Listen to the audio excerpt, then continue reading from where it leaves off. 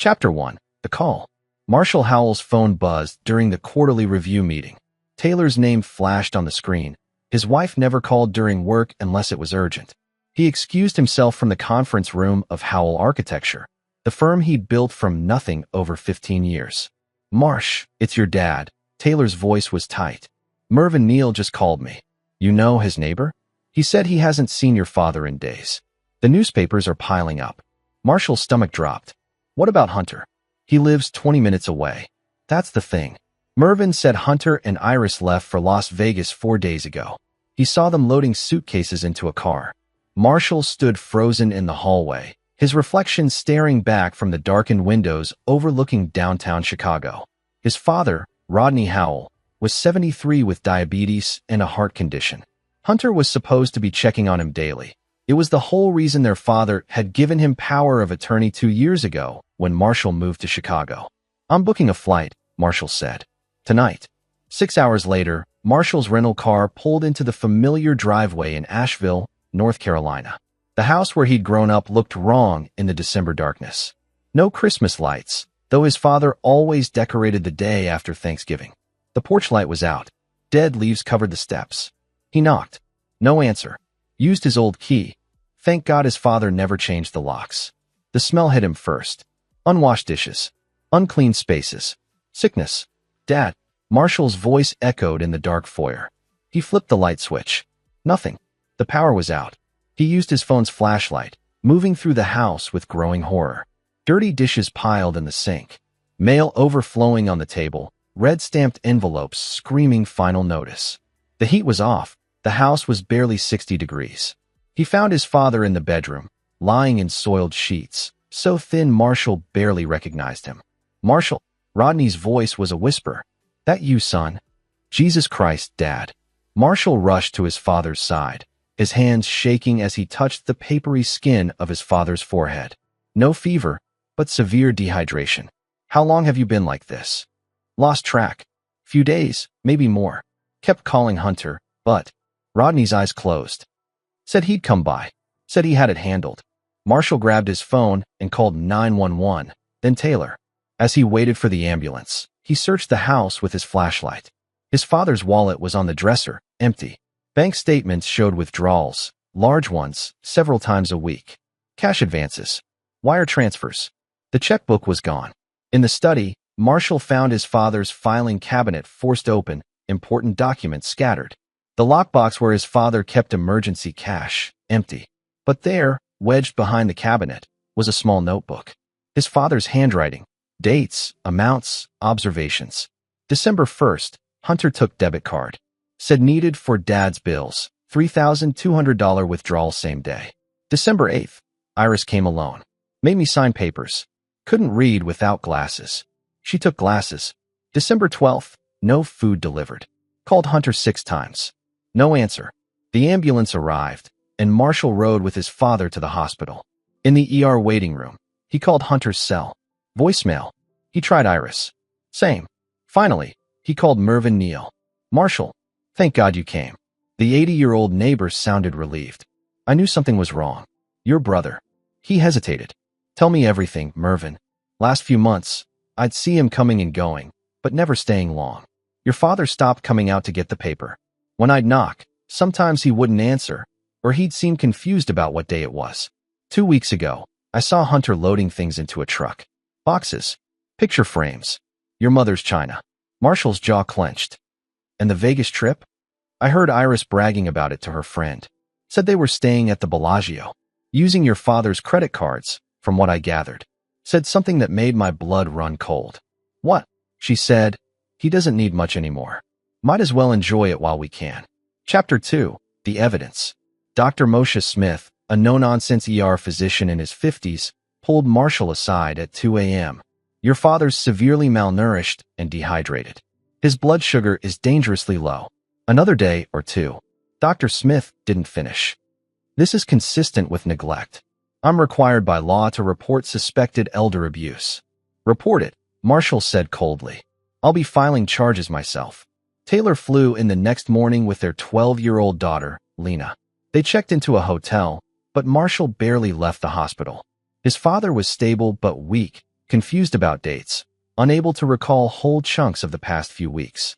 Hunter said he was handling everything, Rodney repeated, his thin hands plucking at the hospital blanket. Said I didn't need to worry, that you were too busy in Chicago, that I shouldn't bother you. Marshall felt the rage building, cold and focused. Hunter had always been the golden child, charming, easygoing, fun. While Marshall had worked his way through college and built his career, Hunter had drifted through jobs, always landing on his feet through charisma and their father's connections. When he married Iris Baird 3 years ago, everyone thought he'd finally settled down. She worked at a bank, seemed responsible. Marshall had been relieved when Hunter volunteered to handle their father's affairs. It meant one less thing to worry about. Stupid. He'd been so stupid. On day 3, while his father slept, Marshall drove to his father's bank. The manager, a woman named Marcia Blankenship, recognized him. Mr. Howell, I'm so glad you're here. She looked genuinely distressed. I've been worried. The account activity has been unusual. She pulled up the statements. Over the past 6 months, Rodney Howell's retirement accounts, carefully managed for decades, had been systematically drained. Cash withdrawals, wire transfers, credit card charges in Las Vegas, Miami, Los Angeles. We flagged several transactions, Marcia explained. But your brother had power of attorney. He showed the documents. Said your father approved everything. My father has been neglected to the point of near death, Marshall said. This is financial elder abuse. Marcia's face went pale. I'll print everything. And Mr. Howell, there's something else. 2 months ago, your brother came in with your father. Had him sign documents to take out a reverse mortgage on the house. Your father seemed confused, but your brother assured us it was all planned. Marshall felt like he'd been punched. The house is mortgaged. $300,000.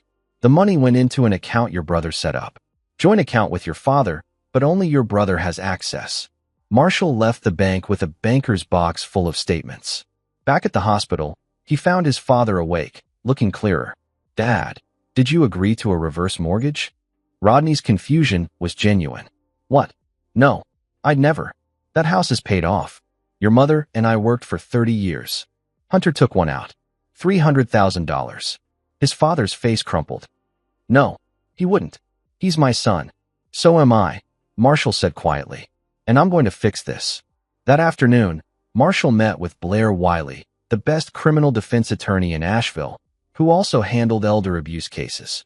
Blair was a sharp woman in her 40s with a reputation for being ruthless.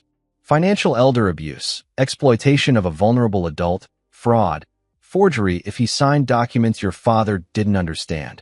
Blair listed grimly. Possibly identity theft. This is serious criminal territory. Your brother could face 10 to 20 years. Good, Marshall said. What do we need? Documentation. Medical records showing your father's condition. Financial records. Witnesses. And we need to freeze everything before he spends more. They worked through the evening.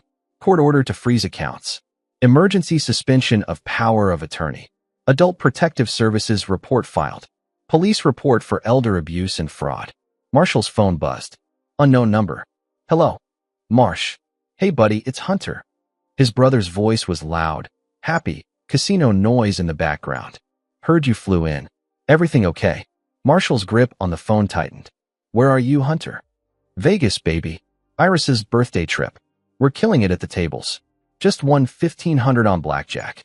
Hey, how's Dad doing? The casual cruelty of it, the oblivious entitlement, made Marshall's vision red. Dad's in the hospital, Marshall said, his voice deadly calm. Severe malnutrition, dehydration, and neglect. The power was shut off. There was no food in the house. He was lying in his own filth. Silence on the other end. Then what? No, that's not. I checked on him last week. He was fine. You're lying. Mervyn Neal confirmed you haven't been by in over 2 weeks. And you've been in Vegas for 5 days. Look, man, Dad's old. He gets confused. Sometimes he forgets to eat. You stole $300,000, Hunter. Reverse mortgage, cash withdrawals, credit card fraud. All while our father was starving. That's not. Those were legitimate expenses. Dad approved everything. Dad doesn't even remember signing the mortgage papers. And I've got bank surveillance footage showing you dragging him in while he could barely stand. More silence. Marshall could hear Iris in the background. What's wrong? What's he saying? I'm done protecting you. Marshall said. Get home. Now. Because when Dad wakes up tomorrow, we're pressing charges. He hung up. Chapter 3. Recovery and Reckoning. For 2 weeks, Marshall stayed. Taylor managed things in Chicago, brought Lena down on weekends. Slowly, Rodney regained strength.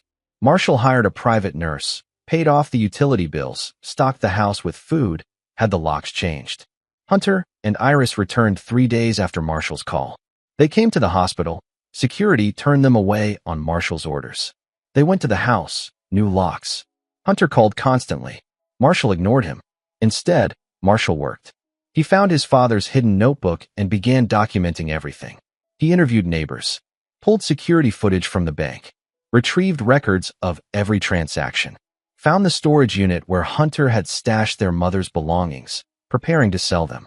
He discovered Hunter had quit his job 4 months ago, had been gambling heavily for over a year. Iris had been fired from the bank for irregularities. She'd been caught helping customers bypass fraud protections. They weren't just opportunistic thieves. They were desperate, sinking, and had decided to use Rodney Howell as their life raft. Marshall found more. Hunter had been forging checks, had taken out credit cards in their father's name, had sold off stocks without permission. The total damages exceeded $500,000, nearly everything their father had. On Christmas Eve, Rodney came home. Marshall had decorated, lights, tree, the works. Mervyn came over with cookies. Taylor and Lena made dinner. It felt almost normal. Almost. I trusted him, Rodney said quietly that night, sitting by the tree with Marshall. Your mother died, and I thought. Hunter needed me. He always needed more help than you. You were always so capable, so independent. I thought if I gave him responsibility, trusted him. This isn't your fault, Dad. I should have known. There were signs, but I didn't want to see them. Rodney's eyes were wet. What happens now? Marshall had been waiting for this conversation. That's up to you, Dad. Blair has everything ready. We can file criminal charges. Hunter will go to prison. Or we handle this another way. Rodney studied his son's face. What do you have in mind? Marshall smiled, and it wasn't a nice smile. Hunter and Iris think they're clever. They think they can sweet-talk their way out of this. They think you're weak, and I'm too busy to care. He leaned forward. Let them think that a little longer. Let them think they still have a chance. Marshall, they need to pay, Dad. Really pay. Not just legally, personally. I want them to lose everything they value. I want them to feel what you felt. Rodney was quiet for a long moment. Then, what do you need me to do? Invite them over. New Year's Day. Tell them we need to talk about working this out. Can you do that?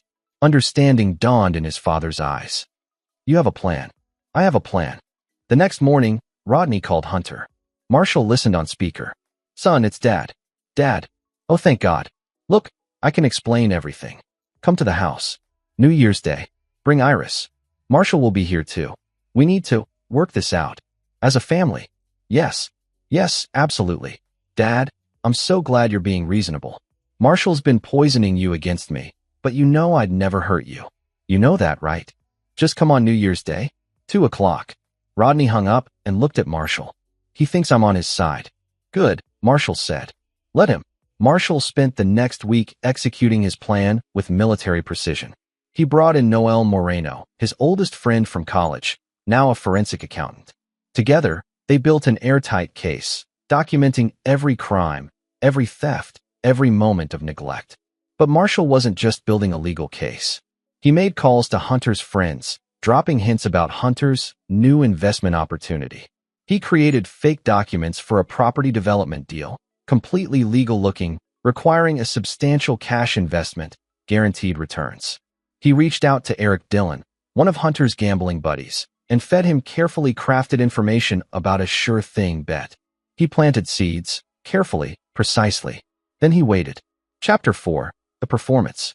New Year's Day arrived cold and clear. Marshall had the house prepared. His father sat in his favorite chair, looking stronger but deliberately playing up weakness. Taylor and Lena were at the hotel. This wasn't for them to see. Hunter and Iris arrived exactly at 2.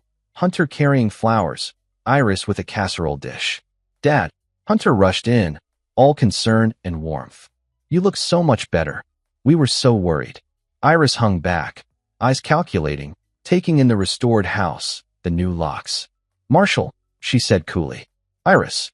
Marshall's voice was flat. They settled in the living room, awkward tension thick in the air. Hunter kept up his performance, asking about Rodney's health, apologizing for being out of town, explaining how he'd lost track of time in Vegas. "But I'm back now," Hunter said earnestly.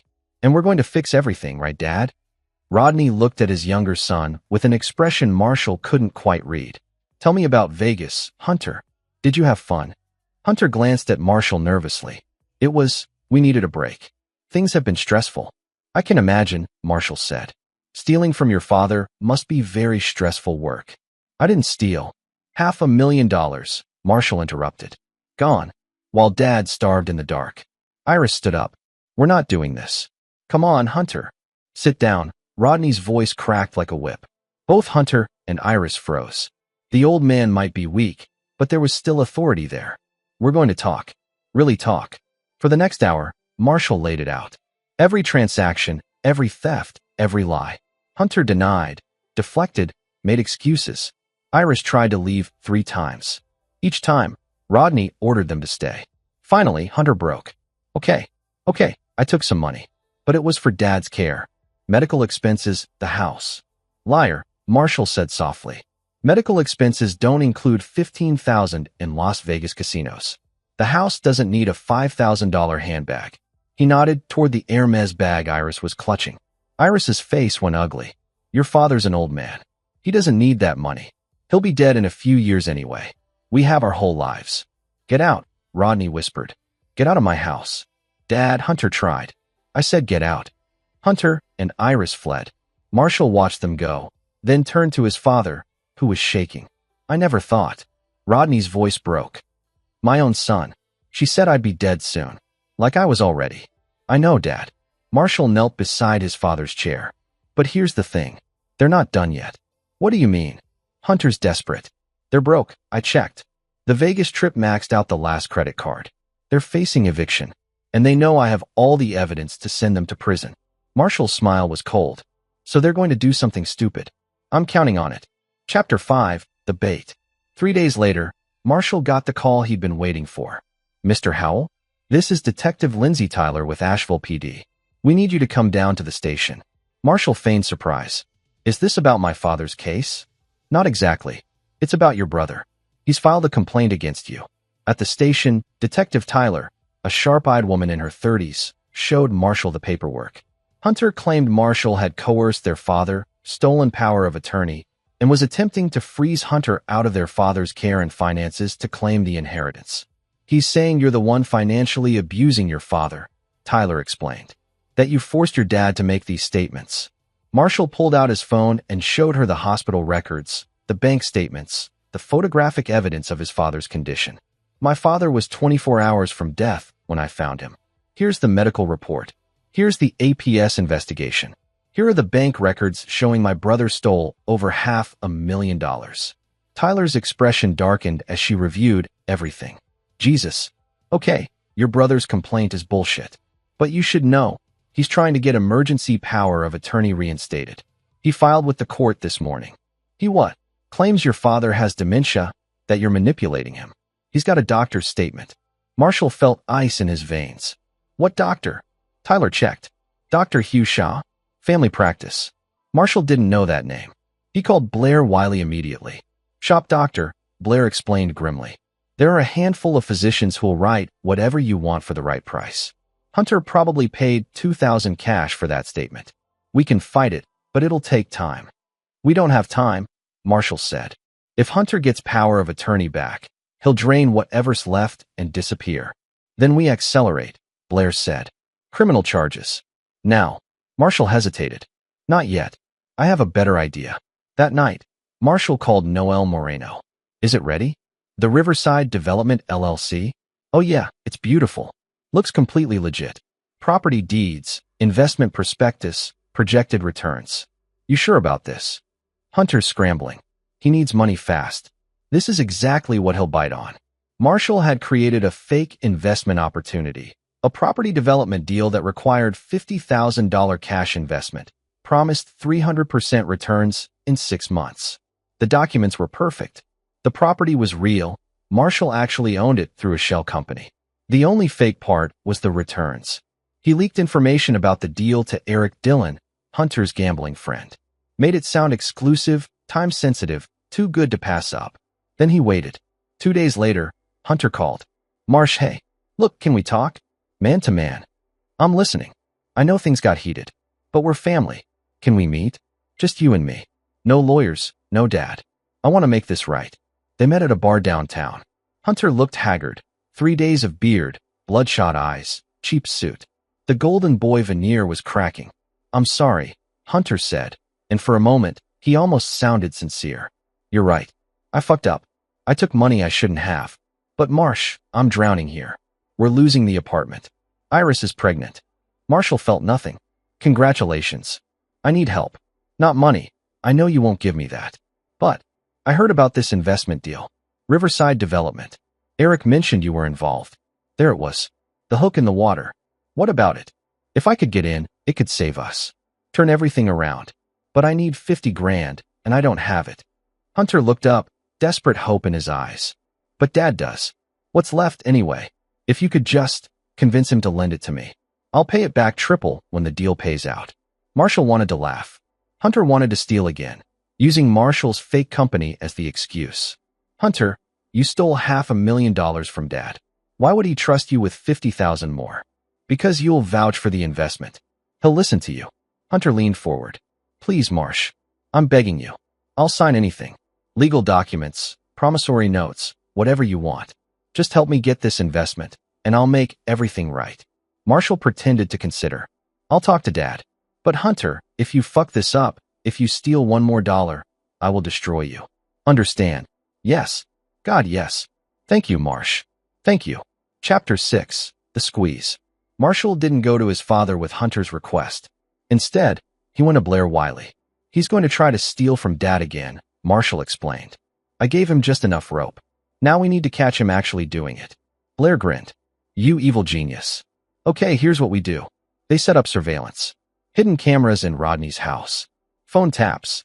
Legal ones, with court orders. They were documenting everything now. Marshall told his father the plan. Hunter's going to come to you, probably in the next day or two. He'll have some story about an investment opportunity. He's going to try to get you to write a check or transfer money. And you want me to do it? No. I want you to say you'll think about it. Then I want you to call me, scared, saying Hunter's pressuring you. We need him on camera, on recording, actively coercing you. Rodney understood. You're building a criminal case that can't be defended against. I'm making sure he can never hurt you again. 2 days later, exactly as Marshall predicted, Hunter showed up at the house. Alone. He was gentle at first, bringing food, asking about Rodney's health. Then he brought up the investment. Marshall watched from his hotel room, viewing the hidden camera feed on his laptop. It's a sure thing, Dad. Marshall's even involved. He said if I could get the money, he'd vouch for me. Marshall said that. Rodney sounded uncertain, playing his role perfectly. Yeah, this could save us. Save our family. Let me pay you back everything I owe. Hunter pulled out papers, the fake Riverside Development prospectus. 50,000 now, 150,000 back in 6 months. You'd make money too. I don't know, Hunter. Hunter's voice got harder. Dad, please. I'm your son. You've always helped me before. Why won't you help me now?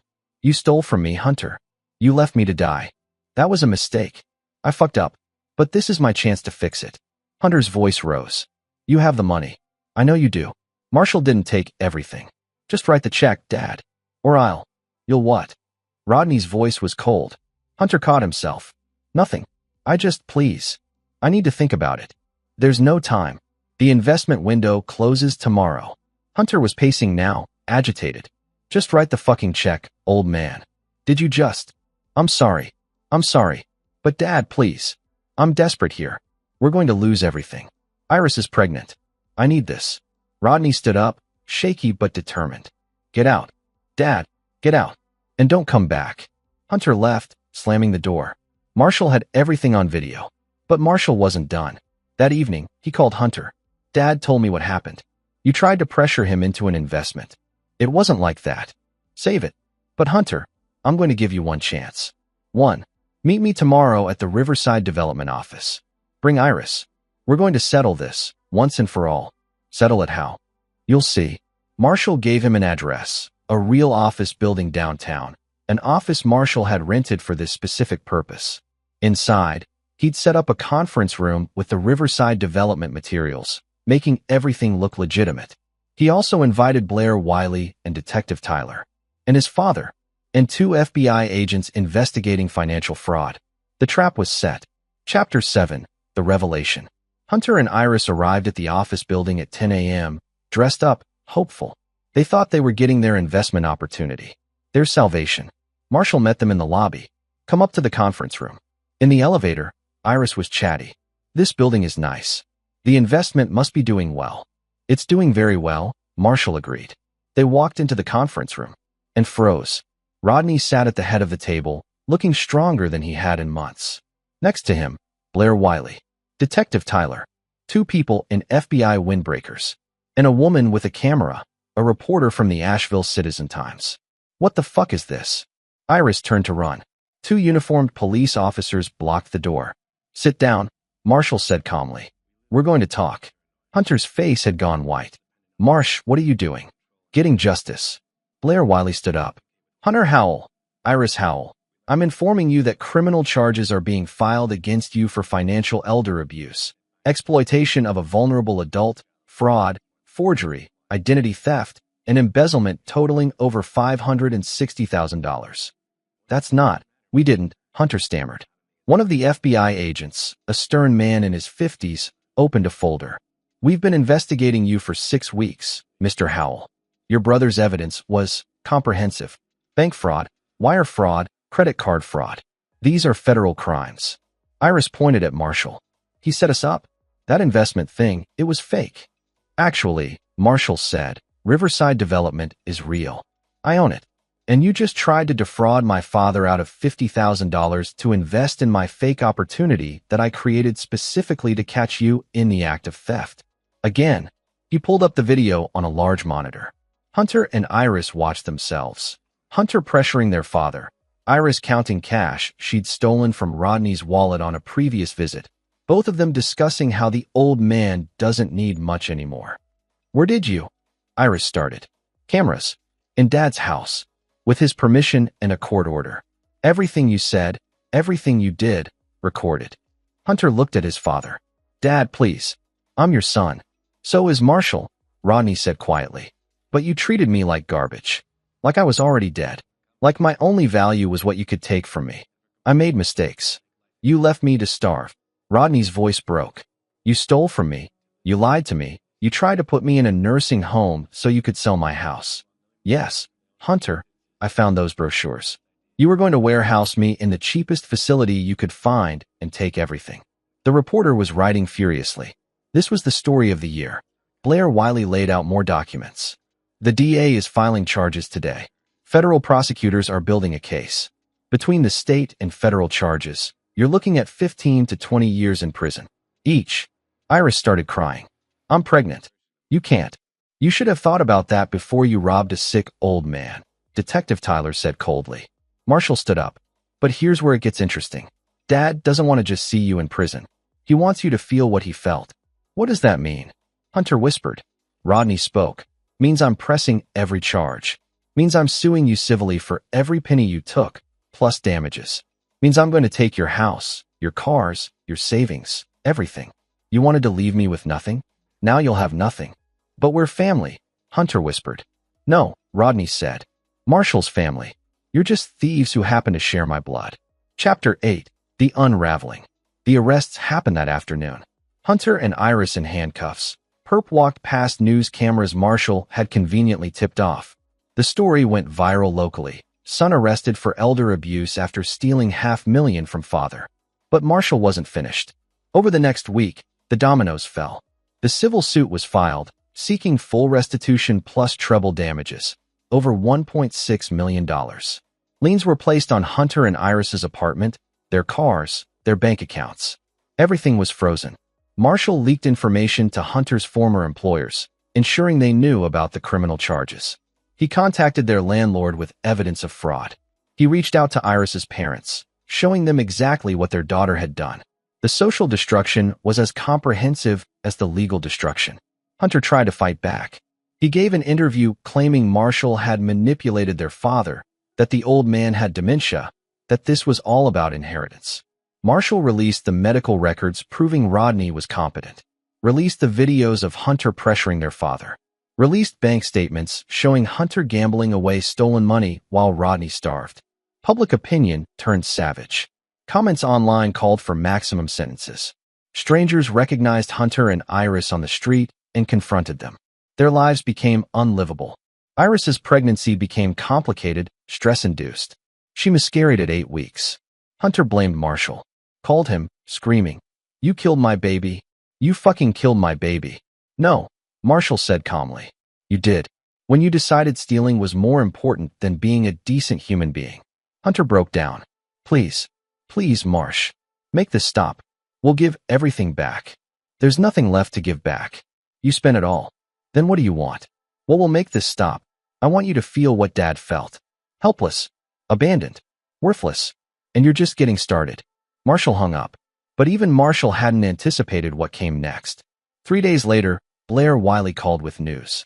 The FBI found something else. They were investigating Hunter's finances and discovered Iris was involved in a larger fraud scheme at her bank. She was helping multiple people commit fraud, taking cuts. There are 12 more victims. The bank's being investigated. This is way bigger than we thought. How much bigger? Federal RICO charges bigger. Organized financial fraud. Hunter's probably not involved in that part, but Iris is looking at an additional 30 years. Marshall felt a flash of something. Not quite guilt, but close. This had gone beyond revenge. This was obliteration. But then he remembered his father, skeletal and alone in that dark house. And he felt nothing but cold satisfaction. Chapter 9, Justice and Family. The trials took 8 months. Hunter pleaded guilty to avoid federal charges, accepting a 12-year sentence with possibility of parole after 7. Iris went to trial, was convicted on 43 counts of fraud and elder abuse, and received a 25-year sentence. The civil judgments went unopposed.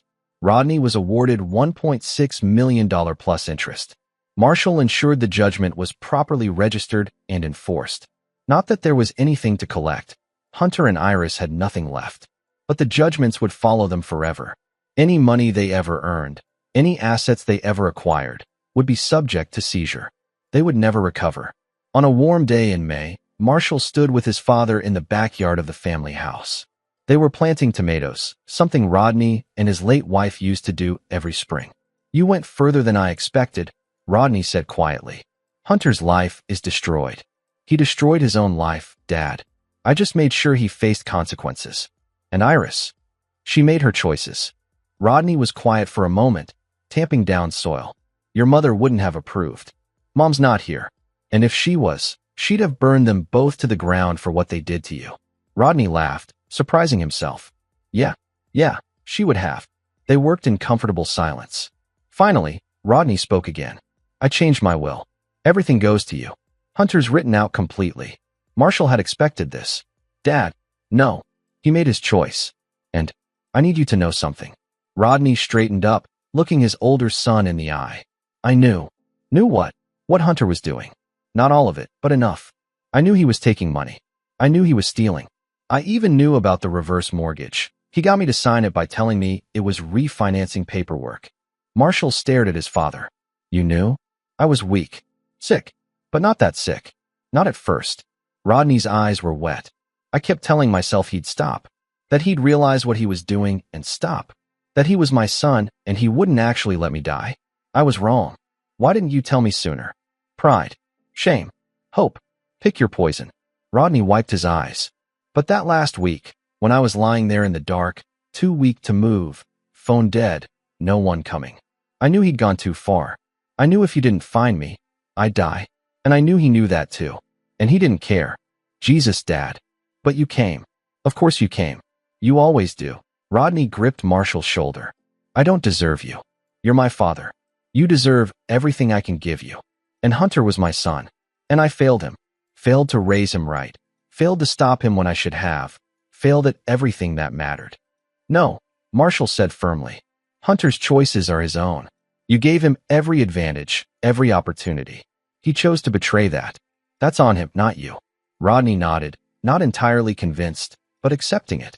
That evening, Marshall sat with Taylor and Lena at a restaurant downtown, celebrating. The ordeal was over. Justice had been served. "Do you feel better?" Taylor asked.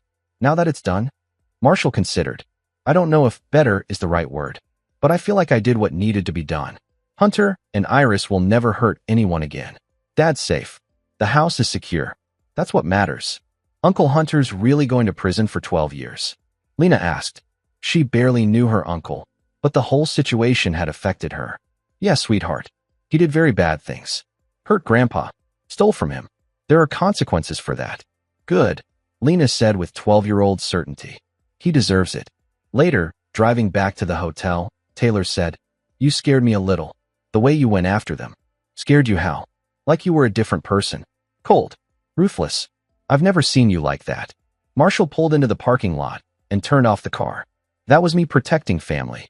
Dad couldn't protect himself, so I did it for him. Hunter made choices.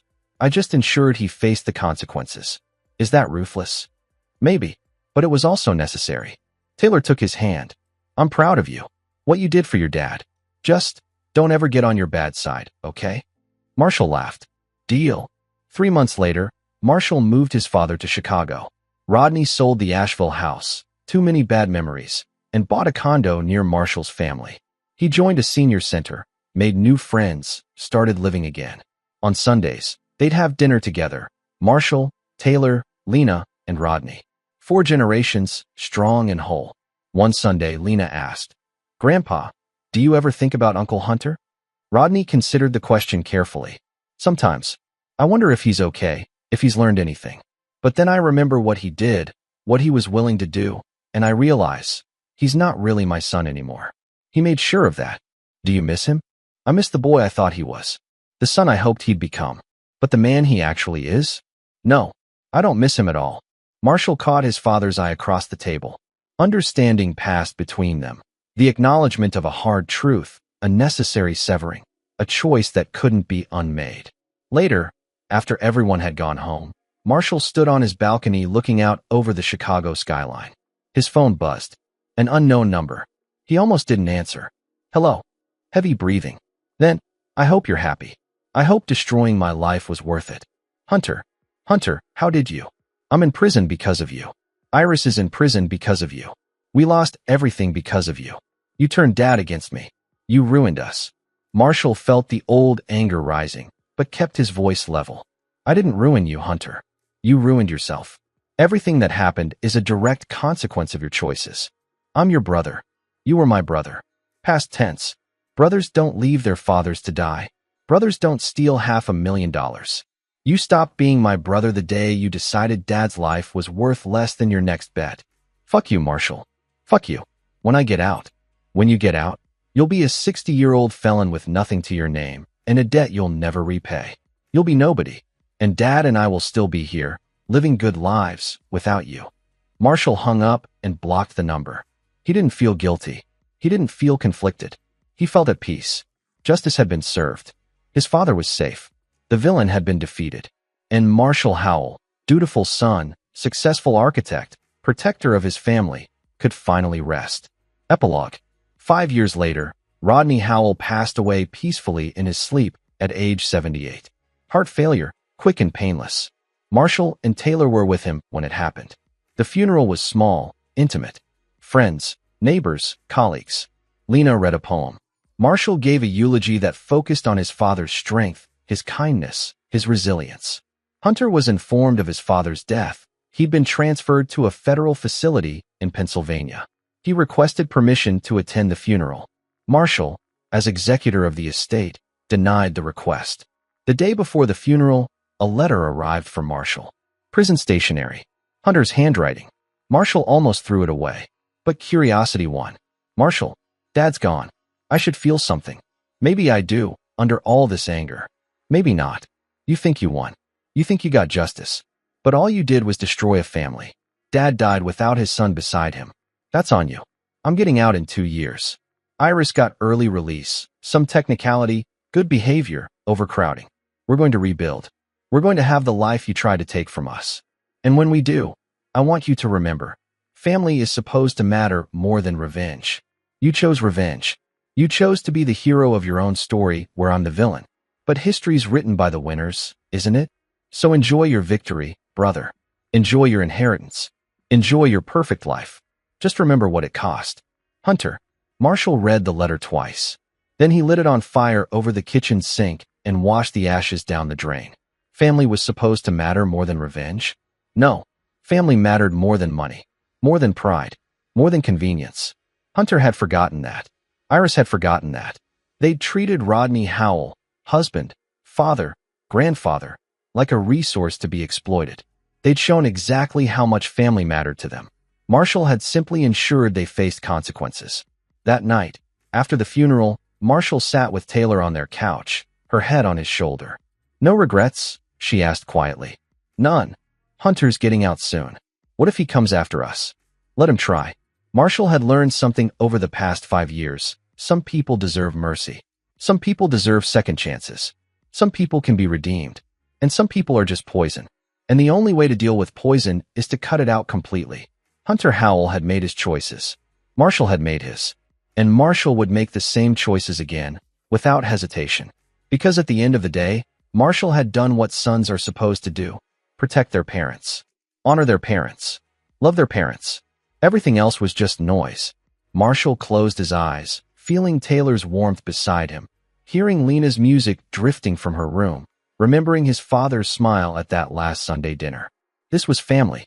This was worth fighting for. This was victory. And it had been earned.